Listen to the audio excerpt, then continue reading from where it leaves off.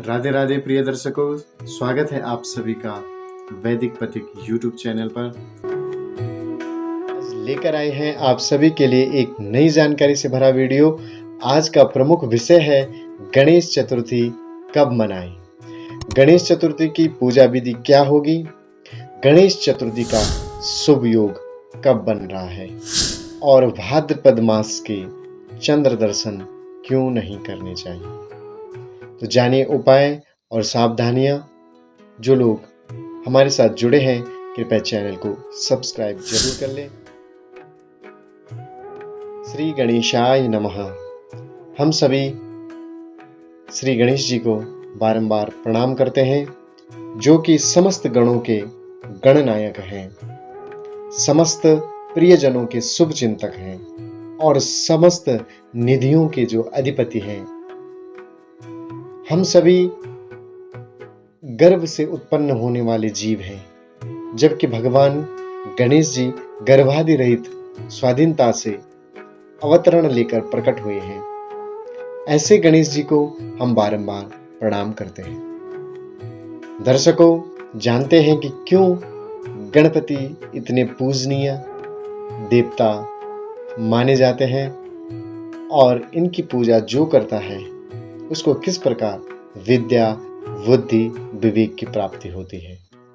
गणपति महाराज जी सभी देवताओं में अग्रज एवं पूजनीय माने जाते हैं। आइए जानते हैं गणेश जी की संक्षिप्त कथा। भाद्रपद मास की शुक्ल पक्ष की चतुर्थी तिथि मध्याह्न समय में भगवान गणेश जी का सोमवार के दिन और स्वाति नक्षत्र में सिंह लग्न में अवतरण हुआ था। भाद्रपद मास की शुक्ल पक्ष की चतुर्थी को गणेश स्थापना दिवस में मनाया जाता है और पूरे भारतवर्ष में यह उत्सव बड़े धूमधाम से 10 दिन तक मनाया जाता है। अगर आपने आज से पहले गणेश जी का पूजन नहीं किया है तो आप इस जानकारी से जरूर गणेश जी का पूजन अपने घर में करेंगे और जानेंगे कि गणेश जी की भक्ति करने से हम सभी को विद्या, विवेक और बुद्धि कैसे प्राप्त होती है। जो भी गणेश कथा, गणेश चरित्र को सुनाता है या श्रवण करता है, वह दोनों ही पुण्य के भागीदार बनते हैं। 18 पुराणों को सुनने में जितना पुण्य अर्जित होता है, वह पुण्य गणेश जी के गणेश पुराण के एक चरित्र सुनने मात्र से प्राप्त हो जाता है। गणेश जी की प्रतिमा का दर्शन करने से एक यज्ञ के फल के समान फल प्राप्त होता है। अगर आप गणेश जी की प्रतिमा का दर्शन करेंगे, उनके मुखमंडल का दर्शन करेंगे, क्योंकि वह सुमुख है, तो हम सभी को अपने मुखमंडल को सुमुख बना करके भगवान गणेश जी का पूजन करना चाहिए। गणेश जी बुद्धि के देवता हैं। अगर आप अपने घर में गणेश जी का पूजन करते हैं तो निश्चित ही आपकी जो संतान है उनके अंदर विद्या, बुद्धि और विवेक जागृत होगा और वह दुराचार, पापाचार में कभी नहीं पड़ सकते हैं, जिनके घर में गणेश जी का नित्य पूजन होता है। अगर आपको अपनी संतान को पापाचार, दुराचार से बचाना है तो आपको भी गणेश जी की आराधना शुरू कर देनी चाहिए। जिन लोगों के बच्चे पढ़ाई करते समय भूल जाते हैं या पढ़ाई नहीं करते हैं, उनको भी अपने घर में गणेश जी का पूजन करना चाहिए और रोज गणेश जी को दूर्वा अर्पित करनी चाहिए। गणेश चतुर्थी व्रत माह में 2 बार पड़ता है, एक शुक्ल पक्ष के गणेश जी और एक कृष्ण पक्ष की गणेश चतुर्थी। दोनों ही अपने आप में बहुत पवित्र और पुण्य को देने वाली होती है। जो भी साधक बड़े भाव से और मध्याह्न समय में गणेश जी का पूजन अर्चन और उनके चरित्र का पाठ करता है, उस पर भगवान गणेश की बड़ी कृपा होती है। उसके घर में कभी भी धन और धान्य की कमी नहीं होती है। अब जानते हैं कि गणेश जी की कथा कब सुने। तो दर्शकों, गणेश जी का जो पूजन का मुहूर्त है, उनकी कथा श्रवण करने का जो मुहूर्त है, वह मध्याह्न समय 10:45 से और 1:50 के मध्य रहता है, तो आप इस समय में गणेश जी के चरित्र का, गणेश जी का पूजन आराधन आपको करना चाहिए, क्योंकि उनका जन्म मध्याह्न काल में हुआ था। इस समय उनकी जो भी भक्त बड़ी श्रद्धा से पूजा करता है, तो निश्चित ही गणेश जी की कृपा उस पे जरूर होती है। कि गणेश जी के कितने वाहन हैं? सभी देवताओं में एक एक वाहन है, जबकि प्रथम पूज्य माने जाने वाले गणेश जी के पास 4 वाहन हैं। बात करते हैं सतयुग की, तो सतयुग में भगवान गणेश जी सिंह पर विद्यमान रहते हैं, और त्रेता में भगवान गणेश जी मोर पर विद्यमान रहते हैं। द्वापर में श्री गणेश जी मूषक पर विद्यमान रहते हैं, और कलयुग में श्री गणेश जी पैदल चलकर अपने साधक के घर तक आते हैं, यानी घोड़े की सवारी करते हैं। जिस तरह से आप अपने यज्ञ में, मांगलिक कार्यों में प्रथम गणेश जी का पूजन करते हैं, तो गणेश जी स्वयं चलकर आपके घर आते हैं और आपके मांगलिक कार्य को निर्विघ्नतया पूर्ण करते हैं और आप पर कृपा बरसाते हैं। तो भाद्रपद मास में गणेश उत्सव 10 दिन पर्यंत मनाया जाता है, और पूरे भारतवर्ष में बड़े धूमधाम से यह उत्सव मनाया जाता है। आइए जानते हैं किस तरह से गणेश जी की मूर्ति का निर्माण करें और कौन सी मिट्टी लें जिससे गणेश जी की पवित्र मूर्ति बनाएं। तो सबसे शुद्ध गोबर का गणेश जी को शुद्ध माना गया है। गोबर के साथ पीली मिट्टी मिलाकर गणेश जी की प्रतिमा का निर्माण करें और उन्हें यथा आसन पर बैठाकर उनकी पूजा करनी चाहिए। जिन लोगों के बच्चों के विवाह नहीं हो पा रहे हैं, उनको अपने घर में गोबर के गणेश बनाकर उनकी पूजा करनी चाहिए, तो उनकी संतानों के विवाह और मांगलिक कार्य शीघ्र संपन्न होते हैं और उन मांगलिक कार्यों में किसी प्रकार की बाधा नहीं पहुंचती है। जो लोग ऊपरी बाधा एवं दैवीय जो दोष है उससे गुजर रहे हैं, हल्दी के गणेश जी को बनाकर उनकी पूजा आराधना करें। जिन घरों में कलह और झगड़ा ज्यादा होता है, आपसी अनबन हमेशा बनी रहती है, तो वह गोबर, मिट्टी और मक्खन से गणेश जी का निर्माण करें। मक्खन से बने हुए गणेश जी का निर्माण करता है और उनकी पूजा आराधना करता है, तो वह उसके घर में कलह झगड़े शांत हो जाते हैं और प्रेम और सौहार्द बरसने लग जाता है। इसी क्रम में मिट्टी के गणेश जी, गोबर के गणेश जी, स्फटिक के गणेश जी, मूंगा के गणेश जी, पीतल के गणेश जी, अष्टधातु के गणेश जी, और जो सबसे कीमती हैं वह है चांदी के गणेश जी। तो अपने घर में चांदी के गणेश जी को हमेशा स्थापित करके रखना चाहिए। दर्शकों, जब भी आप अपने घर में नारायण जी की पूजा करें, तो माता लक्ष्मी को उनके बाम अंग में विराजमान करें, तब इनका पूजन करें। और अगर गणेश जी के साथ माता लक्ष्मी की पूजा हो रही है, तो माता लक्ष्मी को दाहिनी ओर रखकर पूजन करें, तो निश्चित ही आपके घर में ऐश्वर्य की प्राप्ति होगी, क्योंकि माता लक्ष्मी धन, वैभव, ऐश्वर्य को देने वाली है। इसलिए गणेश जी के साथ इनकी पूजा उचित मानी गई है। गणेश जी के 12 नामों का रहस्य, वह कौन से नाम हैं जिनको लेने से सभी प्रकार के कष्ट दूर होते हैं? शुमुकश्चैव दंतश्च कपिलो गजकर्णका लंबोदर सविक्टो विघ्ननाशो विनायका धूम्रकेतुर्गणाध्यक्षो भालचंद्रो गजानना द्वादशे तानि नामानि पठे शृणुयादपि। जो भी व्यक्ति इन 12 नामों को सुनता है और सुनाता है, वह पुण्य का भागीदार होता है। अपने घर में जब गणेश जी को स्थापित करें, तो रोज उनके 12 मंत्रों का, 12 नामों का उच्चारण करें, जाप करें, और इन्हीं नामों से उन्हें दूर्वा और लड्डू भोग में अर्पित करें। धर्मशास्त्रों में 12 नामों का बड़ा महत्व है। इसी क्रम में आप अगर सूर्य नारायण भगवान के 12 नामों का उच्चारण करते हैं, तो आपको यह नाम विद्वान और बुद्धिमान बना देते हैं। इसी क्रम में अगर आप 12 हनुमान जी के नामों का उच्चारण करते हैं तो आपकी सभी यात्रा मंगलमय होती है। गणेश जी के 12 नामों का अगर उच्चारण करते हैं, जाप करते हैं, तो उस साधक के घर में कभी भी धन की कमी नहीं होती है। अगर आप गरुड़ जी के 12 नामों का उच्चारण करते हैं, गर्भ में संतान नष्ट होने का खतरा नहीं रहता है। तो आप भी, आज का जो विषय है गणेश जी से संबंधित है, तो हम गणेश जी के नामों का उच्चारण और जाप इस पूजा के दौरान करेंगे। आइए जानते हैं गणेश जी की सूंड का महत्व।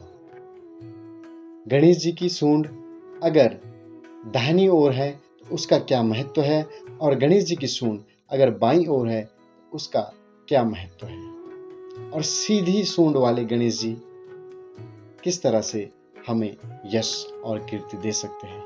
दाहिनी सूंड वाले गणेश जी हमें धन, समृद्धि, यश प्राप्त करवाते हैं, और वाम भाग के सूंड वाले गणेश जी हमारे ऊपर किसी प्रकार का कब्जा हो, कोर्ट कचहरी से संबंधित जितनी भी परेशानी हो, वह वाम तरफ सूंड वाले गणेश जी का पूजन कर सकते हैं। आप इन सब चीजों से मुक्ति पा सकते हैं। अगर किसी के अनावश्यक शत्रु बढ़ गए हैं तो वह सीधी सूंड वाले गणेश जी का पूजन करें तो निश्चित ही शत्रुओं का शमन हो जाता है। तो दर्शकों, हमने जाना कि गणेश जी की प्रतिमा और गणेश जी के सूंड का महत्व। इसी क्रम में हम जानते हैं कि गणेश चतुर्थी का जो शुभ मुहूर्त सितंबर 2024 को शाम के समय 3:01 पर प्रारंभ हो रही है, जो कि अगले दिन यानी 7 तारीख को 5:37 तक विद्यमान रहेगी। इसी में सर्वार्थ सिद्ध योग को जान लेते हैं। सर्वार्थ सिद्ध योग 12:34 PM से 6:03 AM तक रहेगा, और इसमें जो अभिजित मुहूर्त है वह 11:54 से 12:44 के बीच रहेगा, और इस दिन यानी 7 तारीख को जो राहु काल है वह 9:10 से 10:45 AM तक रहेगा। तो इस बीच आप किसी प्रकार का पूजन न करें, आप शुभ मुहूर्त में ही गणेश जी की उपासना करें। इस दिन का चंद्रोदय 9:30 पर होगा, और भगवान गणेश जी को मोगरे का पुष्प और दूर्वा बड़ी प्रिय है, और भोग में लड्डूवन का भोग गणेश जी को सबसे प्रिय है। और इसी कड़ी में आइए जानते हैं कि भाद्रपद मास की चतुर्थी तिथि में चंद्र दर्शन क्यों न करें। श्रीमद् भागवत की इस कथा से जब भगवान श्री कृष्ण को महावियोग लग गया था, जब वह सुमंतक मणि की चोरी में कलंकित हुए थे, और वह क्यों लगा था, क्योंकि भगवान श्री गणेश जी ने चंद्रमा को श्राप दिया था कि जो भी तुम्हारा चतुर्थी के दिन दर्शन करेगा उसको जीवन में एक बार कलंक जरूर लगेगा। इस तिथि को कलंक चतुर्थी तिथि के नाम से भी जाना जाता है। अगर भूलवश आपने कभी चंद्र दर्शन कर लिया है, इसके दोष से निवृत्ति के लिए और हमेशा चतुर्थी तिथि का व्रत उपवास आपको करना चाहिए, तब जाके आपको इस दोष की निवृत्ति हो जाती है। भूलवश चतुर्थी तिथि में चंद्रोदय का दर्शन कर लिया है तो इसके दोष की निवृत्ति के लिए श्रीमद् भागवत के 10वें स्कंद के 57वें अध्याय में भगवान श्री कृष्ण की यह कथा आती है। तो इसका श्रवण करें, इसका पाठ करें, और गणेश चतुर्थी का व्रत अवश्य कर लें। आप इस दोष से निवृत्त हो सकते हैं। सबसे महत्वपूर्ण और जरूरी उपाय, भगवान गणेश जी के 12 नामों को जो सिंदूर और देसी घी से भोजपत्र पर लिखकर शुभ मुहूर्त में अपनी तिजोरी में या पूजा स्थान में रखता है, उसके पास कभी भी धन संपदा की कमी नहीं होती है कि गणेश पूजा की जो पूजा विधि है वह क्या है। सर्वप्रथम आप अपने घर में सुंदर साफ सफाई करें, अपने पूजा स्थल को स्वच्छ करें और फिर एक सुंदर चौकी लगा करके उसमें लाल या पीला वस्त्र बिछा लें। सुंदर से कलश का स्थापन करें और उनके सम्मुख एक घी का दीपक जरूर जलाएं। पूजा की सामग्री में आपको हल्दी, चावल, दूर्वा, पुष्प और भोग के लिए कुछ मिष्टान सामग्री रखनी है। आप क्रम से भगवान गणेश जी का, अपने गुरु का ध्यान करते हुए, कलश आदि देवताओं का ध्यान करते हुए गणेश जी का पूजन करें। यथा लब्धोपचार आप उनका पूजन कर सकते हैं। पंचोपचार, षोडशोपचार अपने सामर्थ्य के और अपने ज्ञान के हिसाब से उनका पूजन अपने घर में कर सकते हैं। मध्याह्न के समय गणेश पुराण से गणेश चरित्र को सुनना ना भूलें। गणेश उत्सव के 10 दिन पर्यंत आप रोज भगवान गणेश जी का इसी क्रम में पूजा करें। 10वें दिन आप उनका विसर्जन करें। विसर्जन में महत्वपूर्ण सावधानियां जरूर रखें कि आपके जो बने हुए गणेश जी हैं वो आपने 10 दिन पर्यंत उनकी पूजा की है, वह किसी ऐसे स्थान पर रखे जाएं जहां शुद्ध हो, पवित्र हो। इसीलिए गणेश जी मिट्टी के बनाने सबसे बेहतर रहते हैं, क्योंकि वह जल में डालने से शीघ्र घुल जाते हैं। इस चीज का बड़ा ध्यान रखें, क्योंकि आपने भी देखा होगा कि जब भी गणेश उत्सव आता है या नव दुर्गाओं का उत्सव आता है, लोग बड़ी बड़ी मूर्तियां मंगाते हैं और बनाते हैं, लेकिन उसके बाद विसर्जन में जहां तहां वो मूर्तियां पड़ी रहती हैं और इससे भगवान का अपमान तो होता ही है, कहीं ना कहीं सनातन धर्म पर भी ठेस पहुंचती है। तो आप सभी को मिट्टी के गणेश जी बनाने हैं ताकि वो जल में शीघ्र ही विसर्जित हो जाएं।